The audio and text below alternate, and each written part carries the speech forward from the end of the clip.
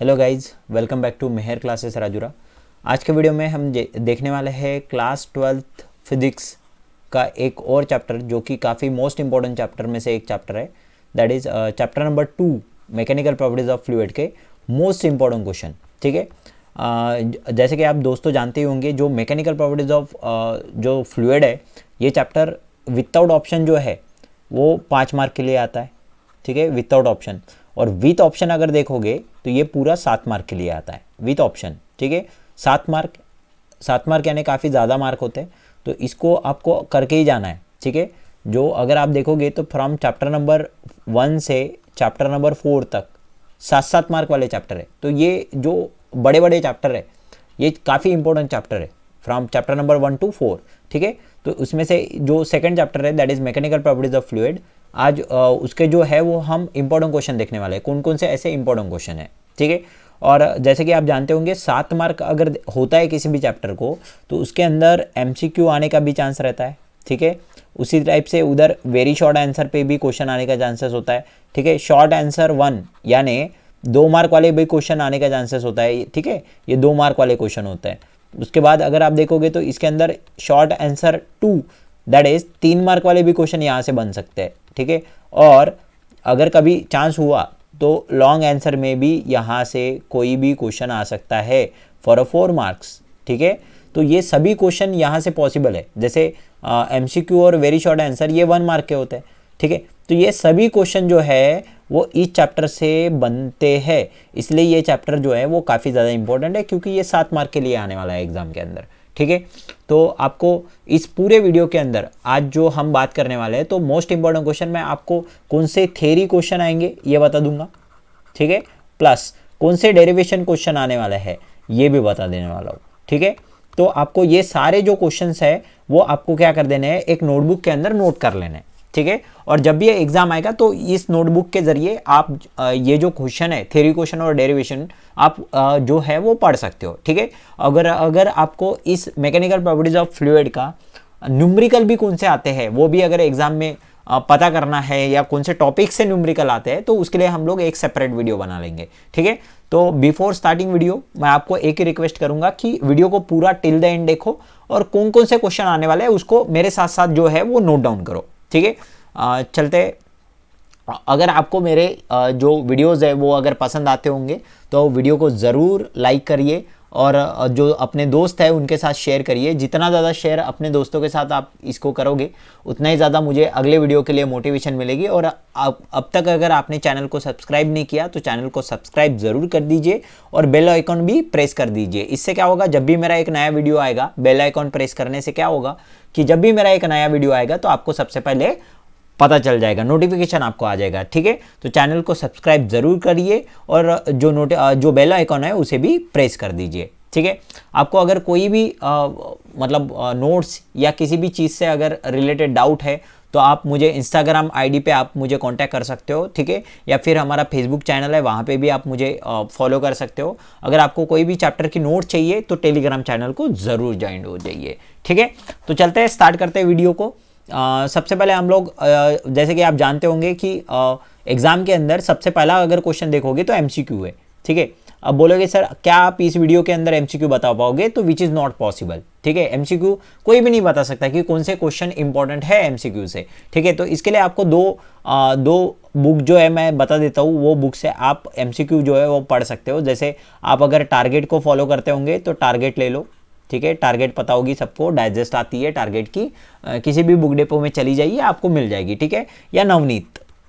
ठीक है, कोई भी एक डाइजेस्ट को आप फॉलो कर सकते हो। मेरे हिसाब से टारगेट में बहुत सारे MCQs है तो आप वहाँ से भी पढ़ सकते हो। ठीक है, तो वहाँ से ले लो और MCQ आपको वहीं से पढ़ने हैं। और MCQ में कोई मोस्ट इंपॉर्टेंट क्वेश्चन जो है वो होता नहीं है, रैंडमली कैसे भी क्वेश्चन जो है वो MCQ में यहाँ से जो है वो पूछे जाते हैं। तो MCQ के बारे में मैं यहाँ पे बात नहीं करूँगा, सीधा स्टार्ट करेंगे हम लोग वेरी शॉर्ट आंसर से। ठीक है, तो सबसे पहले अगर देखते थे तो डेफिनेशन में क्वेश्चन बनता है। ठीक है, डिफाइन करके बहुत सारे वेरी शॉर्ट आंसर में जो भी क्वेश्चन आएंगे आपको डिफाइन करके क्वेश्चन जो है वो मैक्सिमम आने वाले हैं। ठीक है, तो 1 मार्क वाले क्वेश्चन, सबसे पहला क्वेश्चन क्या लिखा हुआ है, फ्लूइड। फ्लूइड की डेफिनेशन आपको लिखनी है। ठीक है। बाद में आप अगर चाहो तो प्रेशर की भी डेफिनेशन पढ़ सकते हो, ठीक है। काफ़ी छोटे छोटे डेफिनेशन है, आपको पढ़ के रखने हैं। हाइड्रोस्टैटिक, ठीक है, हाइड्रोस्टैटिक पैराडॉक्स, अभी तक ये इस टॉपिक पे जो है वो क्वेश्चन आया नहीं है, ठीक है, हाइड्रोस्टैटिक पैराडॉक्स पे।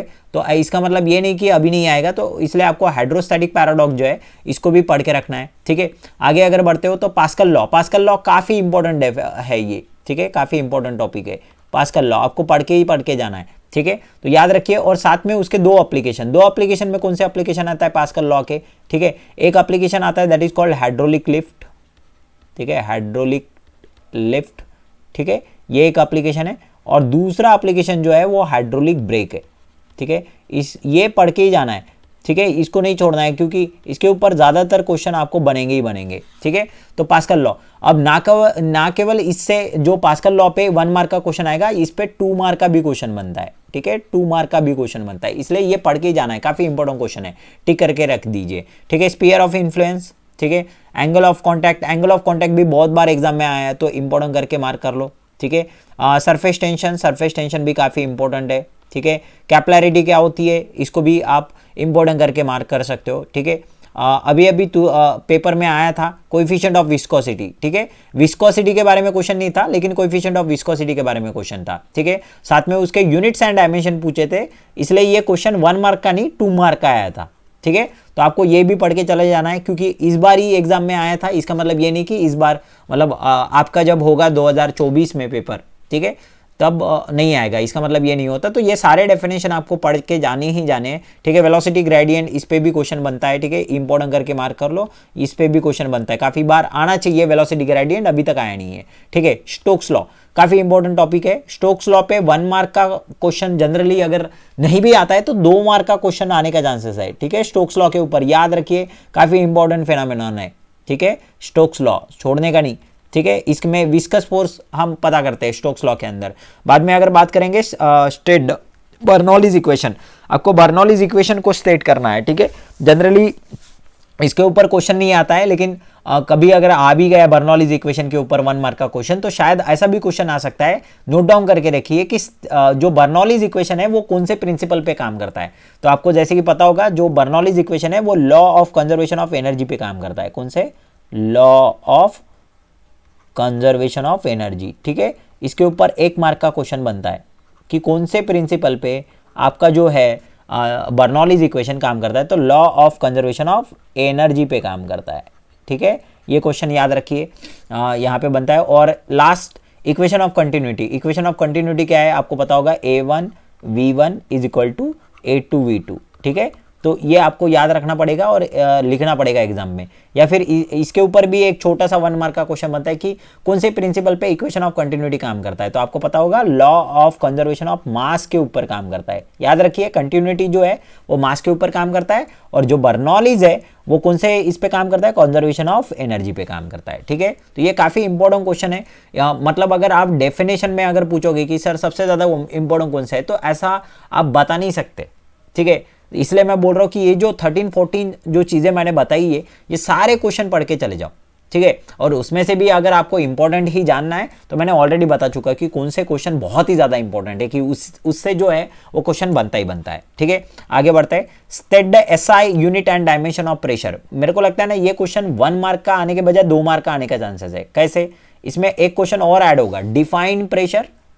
ये क्वेश्चन ऐड होगा, डिफाइन प्रेशर, और साथ में उसके क्या पूछेंगे, एसआई यूनिट एंड डायमेंशन। तो ये दोनों मिला के कितने मार्क का क्वेश्चन बनता है? 2 मार्क का क्वेश्चन बनता है। काफी इंपॉर्टेंट क्वेश्चन है, पढ़ के चले जाना, काफी इंपॉर्टेंट क्वेश्चन है, ठीक है। आगे दूसरा question, SI unit and dimension of surface tension. तो सरफेस टेंशन का एसआई यूनिट और डायमेंशन, मेरे को लगता है साथ में इसकी आपको डेफिनेशन भी पढ़ लेनी चाहिए। 1 मार्क के लिए डेफिनेशन आएगी और एसआई यूनिट और डायमेंशन 1 मार्क के लिए आएगा। काफी इंपॉर्टेंट क्वेश्चन है, ठीक है। आगे बढ़ते हैं। जैसा कि मैंने तुमको बताया, कैपिलैरिटी के ऊपर भी क्वेश्चन बनता है कि कैपिलैरिटी के एप्लीकेशन क्या है या यूजेस क्या है, इसके ऊपर भी जो है वो क्वेश्चन बन सकता है, ठीक है।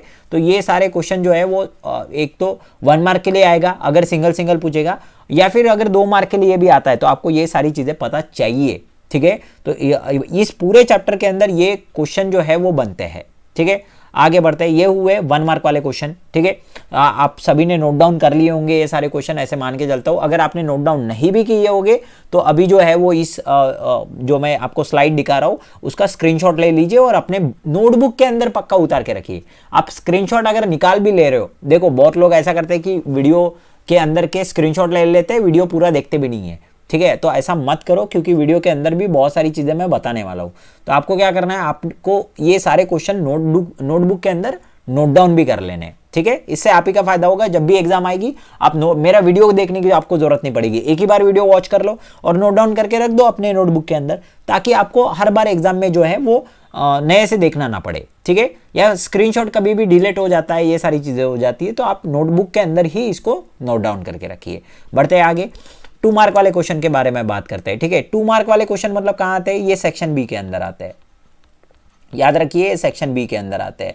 और सेक्शन बी के अंदर आपको ये क्वेश्चन आने के बहुत ही ज़्यादा चांसेस है, तो ध्यान रखिए। इसमें भी कुछ इंपॉर्टेंट क्वेश्चन मैं बता दूंगा।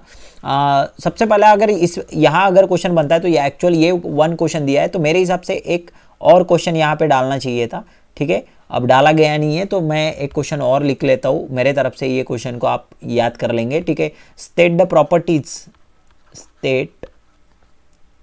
State the properties of ideal fluid. Ideal fluid के आपको क्या करना है, प्रॉपर्टीज पढ़ के जाने हैं, ठीक है। आइडियल फ्लूइड बोलो या फ्लूइड, दोनों के प्रॉपर्टी हालांकि अलग है, ठीक है। एक बार चेक कर लेना क्या प्रॉपर्टीज है। तो इसके ऊपर जो है वो एक क्वेश्चन बनता है 2 मार्क का, ठीक है। पक्का पढ़ के चले जाना, इसके ऊपर क्वेश्चन बनने का चांसेस है, क्योंकि हाइड्रोस्टैटिक से यही एक टॉपिक है जिसके ऊपर क्वेश्चन पूछता है। एक तो ये टॉपिक, नहीं तो पास्कल लॉ, इसके ऊपर क्वेश्चन पक्का आता है, ठीक है। तो ये 2 मार्क वाला क्वेश्चन बनता है यहाँ से। और एक अगर देखो अभी इंपॉर्टेंट क्वेश्चन बता देता हूँ, ठीक है। 2 मार्क वाला और एक क्वेश्चन यहाँ दिया हुआ है, आपको क्वेश्चन क्या दिख रहा है, देखो, derive the relation between surface tension and surface energy. Surface tension और सरफेस एनर्जी के ऊपर इंपॉर्टेंट क्वेश्चन है, इस बार भी एग्जाम में आया था, आपको पढ़ के जाना है, ठीक है। 2 मार्क के लिए आया हुआ है, ठीक है। तो ये क्वेश्चन काफी इंपॉर्टेंट है। नेक्स्ट क्वेश्चन है ड्रॉ द नीट लेबल। देखो, draw the neat label diagram for capillary rise, ठीक है। कैपिलरी राइज के लिए आपको नीट लेबल डायग्राम ड्रॉ करनी है, ठीक है। इसका डेरिवेशन भी एग्जाम में आता है, खाली अगर डायग्राम आई तो डायग्राम आपको ड्रॉ करनी है, ठीक है। कैपिलरी राइज के लिए आता है तो साथ में कैपिलरी फॉल के लिए भी डायग्राम जो है वो एग्जाम में आने के चांसेस है, ठीक है। तो इसके ऊपर पढ़ के चले जाना। नेक्स्ट क्वेश्चन है explain why angle of contact is acute for kerosene glass pair. बोले क्यों ऐसा होता है कि एंगल ऑफ कांटेक्ट जो है वो एक्यूट होता है, किसके लिए, केरोसिन ग्लास पेयर के लिए। साथ ही में जो ऑप्टूस एंगल होता है, काय के लिए होता है ऑप्टूस एंगल, आपको पता होगा ऑप्टूस एंगल भी होता है, काय के लिए होता है ऑप्टूस एंगल, तो जो पेयर है वो एच यानी Hg यानी मर्क्यूरी और ग्लास के लिए। तो इसके ऊपर भी आपको क्वेश्चन पढ़ के चले जाना है, काफी इंपॉर्टेंट क्वेश्चन है ये, 2 मार्क के लिए पूछने का चांसेस है, ठीक है। तो पढ़ के चले जाइए। नेक्स्ट क्वेश्चन देखो, अगर इस चैप्टर से डिस्टिंग्विश अगर पूछना है या डिफरेंस अगर पूछना है तो इसके सिवा दूसरा क्वेश्चन ही नहीं है। कौन सा, streamline flow and turbulent flow. काफी ज्यादा इंपॉर्टेंट क्वेश्चन है, वेरी इंपॉर्टेंट क्वेश्चन। देखो, मैं वेरी इंपॉर्टेंट क्वेश्चन बोल रहा हूँ तो ये एग्जाम में आने ही वाला है, ठीक है। स्ट्रीमलाइन फ्लो या फिर टर्बुलेंट फ्लो। नेक्स्ट क्वेश्चन है आपका derive an expression for continuity, ठीक है। जनरली अभी तक क्वेश्चन इसके ऊपर आया नहीं है, लेकिन आने का चांसेस है, ठीक है। आगे बढ़ता है। नेक्स्ट है एप्लीकेशन ऑफ बर्नौलीज इक्वेशन। जो एप्लीकेशन है, कोई भी 2 एप्लीकेशन लिखने हैं आपको, काय के, बर्नौलीज इक्वेशन के कोई भी 2 एप्लीकेशन। वैसे देखा जाए तो 5 एप्लीकेशन है। कौन कौन से 5 एप्लीकेशन है वो समझ लो पहले, ठीक है। टोटल 5 एप्लीकेशन है, तो 5 एप्लीकेशन में से आप कोई भी 2 एप्लीकेशन लिख सकते हो, जैसे स्पीड ऑफ ई फ्लक्स, ठीक है। इसके ऊपर क्वेश्चन आ सकता है। एक सेपरेट क्वेश्चन भी बनता है, स्पीड ऑफ ई फ्लक्स का डेरिवेशन करो, देखो जैसे यहाँ दिया ही हुआ है, ठीक है। तो इसके ऊपर भी क्वेश्चन आ सकता है सेपरेटली। वेंचुरी मीटर, ठीक है, ये दूसरा एप्लीकेशन है। नेक्स्ट एप्लीकेशन आपका एटोमाइजर है, ठीक है। नेक्स्ट एप्लीकेशन आपका एटोमाइजर के बाद हम लोगों ने देखा होगा जो एरोप्लेन की लिफ्ट अप क्यों होता है, जैसे टेक ऑफ कैसे होता है एरोप्लेन, उसके बारे में लिखा हुआ है। थोड़ा सा देख लेना आप जाके, अगर टेक्स्ट बुक से पढ़ लोगे तो समझ जाएगा। Aeroplane take off, how aeroplane is take off, ठीक है, उसके बारे में लिखा हुआ है। ठीक है, बर्नौलीज एप्लीकेशन ही है, बर्नौलीज इक्वेशन का एप्लीकेशन ही है। और जो स्टोमी विंड के चलते जो रूफ है, ठीक है, रूफ ऑफ जो आपका घर है या होम है, उसका रूफ क्यों उड़ जाता है, या स्टोमी एयर के चलते छत जो होती है वो उड़ जाती है। ठीक है, सो ये पांचों के पांचों एप्लीकेशन है, इनमें से आपको कोई भी दो एप्लीकेशन पता करने हैं, ठीक है, लिखने हैं। तो इसके बारे में क्वेश्चन काफ़ी बनता है, इंपॉर्टेंट क्वेश्चन है, मार्क करके चले जाओ। अगर बर्नौलीज इक्वेशन के ऊपर अगर उसको डेरिवेशन नहीं पूछना है, मतलब जो 4 मार्क का क्वेश्चन है, आगे बताऊंगा ही मैं, तो वो एप्लीकेशन के बारे में पक्का पूछेगा। तो कोई भी दो एप्लीकेशन याद करके चले जाओ। मेरे हिसाब से अपने स्पीड ऑफ इफ्लक्स और वेंचुरीमीटर जाना चाहिए। इसका रीजन मैं बताता हूँ, कभी कभी होता है इनका डेरिवेशन सेपरेटली पूछता है। ठीक है, तो एक तीर से दो निशान, एक ही तीर। ठीक है, आपको देखो एप्लीकेशन लिखने बोले तो वही लिख दो, स्पीड ऑफ इफ्लक्स और वेंचुरीमीटर। ठीक है, और अगर सेपरेटली भी पूछे, अगर मान के चलो इनका डेरिवेशन अगर सेपरेटली भी अगर पूछता है तो भी आपको फायदा हो जाएगा। ठीक है, तो ये दो एप्लीकेशन जो है वो पढ़ के चले जाओ। अब इनमें से भी अगर मेरे को कोई भी इंपॉर्टेंट क्वेश्चन पूछता है, तो जैसे कि मैंने पहले ही बताया, ये क्वेश्चन काफी इंपॉर्टेंट है। State the properties of ideal fluid के प्रॉपर्टीज या फ्लूइड के प्रॉपर्टीज। उसके बाद अगर मैं देखता हूँ तो ये क्वेश्चन जैसे derive an expression for relation between surface tension and surface energy, या फिर अपना why the angle of contact is accrued for kerosene glass pair, distinguish, काफ़ी वेरी इंपॉर्टेंट क्वेश्चन। तो ये काफ़ी इंपॉर्टेंट क्वेश्चन है, और ये एप्लीकेशन वाला बर्नौलीज इक्वेशन का एप्लीकेशन, ये काफ़ी इंपॉर्टेंट क्वेश्चन है, इसको पढ़ के जाना है। ठीक है, आगे बढ़ते हैं। होप सो आपने सभी ने ये क्वेश्चन जो है वो साथ में नोट कर लिए होंगे। आगे बढ़ते हैं जो सेक्शन सी के अंदर जो क्वेश्चन आने वाला है, इसको हम लोग ऐसे 2 टाइप के क्वेश्चन बोलते हैं। सेक्शन सी के अंदर ये क्वेश्चन होता है। ठीक है, ये क्वेश्चन तो आपको छोड़ के ही नहीं जाने हैं। सेक्शन सी के अंदर क्वेश्चन होता है, इसको ऐसे 2 बोलते हैं, 3 मार्क वाले क्वेश्चन होता है। देखो एग्जाम में अगर सबसे ज़्यादा अगर लोग जो है वो गलती करते हैं, या सबसे ज़्यादा क्वेश्चन उनको जो कन्फ्यूज़न होता है या कौन सा लिखूँ, बहुत सारे क्वेश्चन में कन्फ्यूज़न रहता है कि ये लिख पाऊंगा या वो लिख पाऊंगा, तो सेक्शन सी ही होता है वो। ठीक है, तो आपको ये सेक्शन सी काफ़ी अच्छे से प्रिपेयर करना है। जो इंपॉर्टेंट क्वेश्चन है वही क्वेश्चन मैं बता रहा हूँ। ठीक है, पहला क्वेश्चन लिखिए, क्या लिखा हुआ है, derive an expression for absolute pressure and gauge pressure. ठीक है, आपको एब्सोल्यूट प्रेशर और गेज प्रेशर के बीच का क्या करना है, रिलेशन जो है वो डिराइव करना है। ठीक है, तो आपको पता होगा एब्सोल्यूट प्रेशर और गेज प्रेशर कैसा रिलेशन होता है, that is P = P0 + H ρg, है ना। ये डेरिवेशन आपको जो है वो करना है। ठीक है, नेक्स्ट क्वेश्चन अगर देखोगे तो काफ़ी इंपॉर्टेंट क्वेश्चन, मैं तो बोलता हूँ ये क्वेश्चन आपको पढ़ के ही जाना चाहिए। बहुत बार इसके ऊपर क्वेश्चन आ चुका है एग्जाम में, तो आपको ये क्वेश्चन तो पढ़ के जाना है। क्या क्वेश्चन है, derive N Laplace law of spherical membrane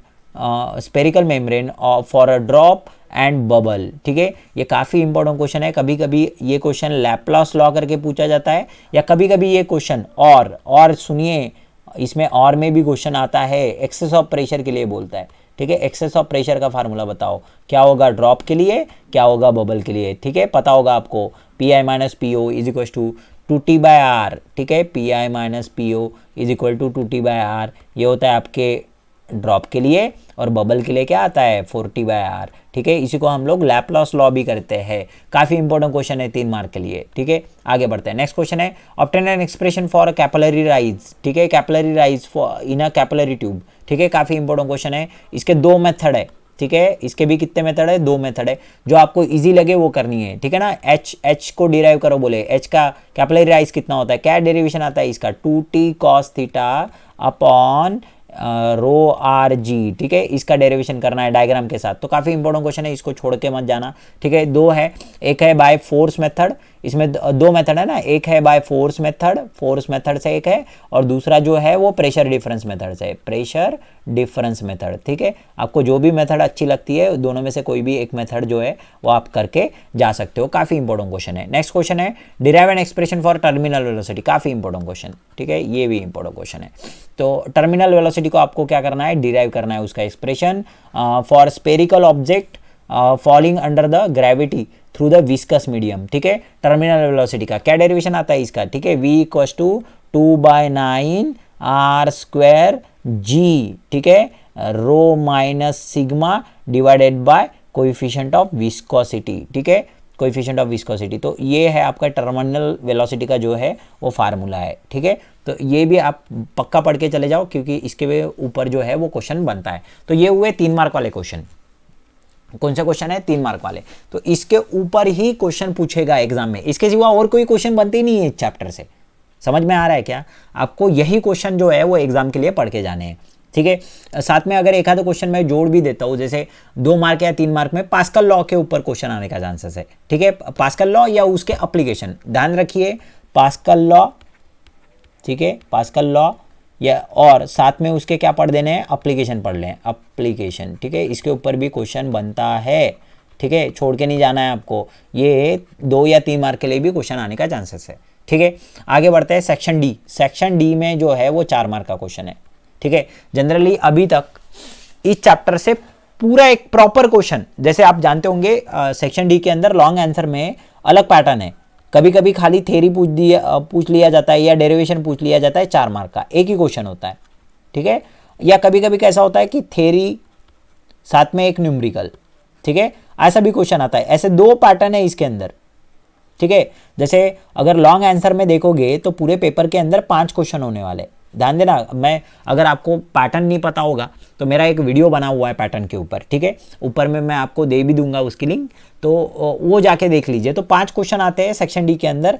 कुछ क्वेश्चन में डायरेक्टली क्या पूछता है, एक तो थ्योरी पूछता है 4 मार्क का, या डेरिवेशन पूछता है। नहीं तो कभी कभी क्या करता है, 2 मार्क का थ्योरी पूछता है, थ्योरी या डेरिवेशन जो भी, और 2 मार्क का न्यूमेरिकल पूछता है, ठीक है। अगर ऐसा क्वेश्चन पूछा जैसे थ्योरी या डेरिवेशन, ठीक है, ऐसा क्वेश्चन पूछा तो यही क्वेश्चन बनता है 4 मार्क का, that is derive and Bernoulli's equation, ठीक है। अभी तक इसके ऊपर क्वेश्चन आए नहीं है बर्नौलीज के ऊपर। क्यों नहीं आया? क्योंकि कुछ साल पहले जैसे कोरोना के चलते जो पोर्शन था वो डिलीटेड था, ठीक है। अभी जो एग्जाम हुई 2023 में उसमें नहीं था, ठीक है, लेकिन उससे पहले एग्जाम में जो है वो पोर्शन डिलीट था, तो इसलिए बर्नौलीज इक्वेशन के ऊपर क्वेश्चन नहीं आया था। इसका मतलब ये नहीं कि 2024 में नहीं आएगा, ठीक है, मतलब 22 और 23 में नहीं आया तो 24 में नहीं आएगा, आने का चांसेस है। 4 मार्क का क्वेश्चन अगर आएगा तो इसी जो है वो टॉपिक पे आएगा। अब अगर थ्योरी और न्यूमेरिकल वाला जो और टाइप बोला, ए बी करके आता है, ठीक है, 3 क्वेश्चन ऐसे आते हैं 5 में से, तो जो ए बी करके क्वेश्चन आता है तो इसमें जो है वो 2 मार्क के जो क्वेश्चन है तो बर्नौलीज पे नहीं आएगा। ये ऊपर के जो डेरिवेशन है इसके ऊपर आ सकता है, या फिर इधर जो हमने थ्योरी लिखी इस पे क्वेश्चन आ सकता है, ठीक है। थ्योरी के क्वेश्चन 2 मार्क वाले, ठीक है, इसके ऊपर क्वेश्चन बनता है। और साथ में एक न्यूमेरिकल भी आ सकता है, साथ में क्या आएगा, एक न्यूमेरिकल भी आ सकता है। आपको लगता होगा कि खाली मैं थ्योरी पढ़ के चला जाऊंगा मेरा पेपर पार हो जाएगा, ऐसा नहीं होता है, ठीक है। ध्यान में रखिए, आपको थ्योरी के साथ साथ न्यूमेरिकल भी पढ़ने हैं। क्या पढ़ने हैं? न्यूमेरिकल भी। जैसे मान के चलो, अगर आपको पता है या नहीं है मुझे नहीं पता, लेकिन मैं आपको बता देता हूँ कि इस चैप्टर से अगर मान के लो 7 मार्क का अगर चैप्टर है, ठीक है, तो हो सकता है इसके अंदर 5 मार्क की जो है 4 से 5 मार्क की थ्योरी पूछे, ठीक है, 4 से 5 मार्क की थ्योरी पूछे, ठीक है। लेकिन जो 2 से 3 मार्क है, 2 या 3 मार्क जो है वो काय के ऊपर हो सकता है, न्यूमेरिकल के ऊपर होता ही है। एक न्यूमेरिकल पक्का आता है, ठीक है। तो आपको न्यूमेरिकल भी पढ़ के जाने हैं। और अगर आपको न्यूमेरिकल पढ़ने में तकलीफ होगी तो ये देखो, न्यूमेरिकल में मोस्ट इंपॉर्टेंट बताओ क्वेश्चन, तो एक काम करता हूँ मैं उसके लिए भी एक वीडियो बना देता हूँ, कोई प्रॉब्लम नहीं है, ठीक है। एक वीडियो मैं बना दूंगा, आप वो वीडियो वॉच कर लो, वहां से आपको इस चैप्टर के कौन से इंपॉर्टेंट न्यूमेरिकल है वो आपको पता चल जाएगा, ठीक है। लेकिन आपको न्यूमेरिकल भी साथ में पढ़ने हैं। और किसी को भी अगर न्यूमेरिकल में तकलीफ होती होगी तो सिंपल है बेटा, मैं एक तो वीडियो बना दूंगा, दूसरा आपको प्रैक्टिस करनी पड़ेगी, ठीक है। आपको प्रैक्टिस करनी पड़ेगी। जब तक आप प्रैक्टिस नहीं करोगे ना तो आपको न्यूमेरिकल नहीं जमने वाला, ठीक है। तो न्यूमेरिकल करनी पड़ेगी और साथ में आपको डेरिवेशन भी करने पड़ेंगे। बहुत लोगों को डेरिवेशन में तकलीफ जाती है, तो derivation is again all about practice. आप जितना ज़्यादा प्रैक्टिस करोगे ना उतना ज़्यादा आपको जो है वो फ़ायदा होने वाला है, ठीक है गाइज। आपको अगर मेरे वीडियोज़ अच्छे लगते होंगे तो पक्का लाइक करिए, ठीक है, और दोस्तों के साथ इसे ज़रूर शेयर करिए। जितना ज़्यादा शेयर करोगे उतने ही ज़्यादा मेरे जो वीडियो के व्यूज़ है वो ज़्यादा आएंगे और उतना ही मुझे मोटिवेशन मिलेगा। और अगले चैप्टर के भी क्वेश्चन जो है मैं फटाफट डालने वाला हूँ, ठीक है। और साथ में चैनल को सब्सक्राइब कीजिए। अभी तक आपने अगर चैनल सब्सक्राइब नहीं किया होगा तो ज़रूर सब्सक्राइब कर दीजिए। मिलते हैं अगले वीडियो के अंदर, तब तक के लिए thank you guys, thank you very much.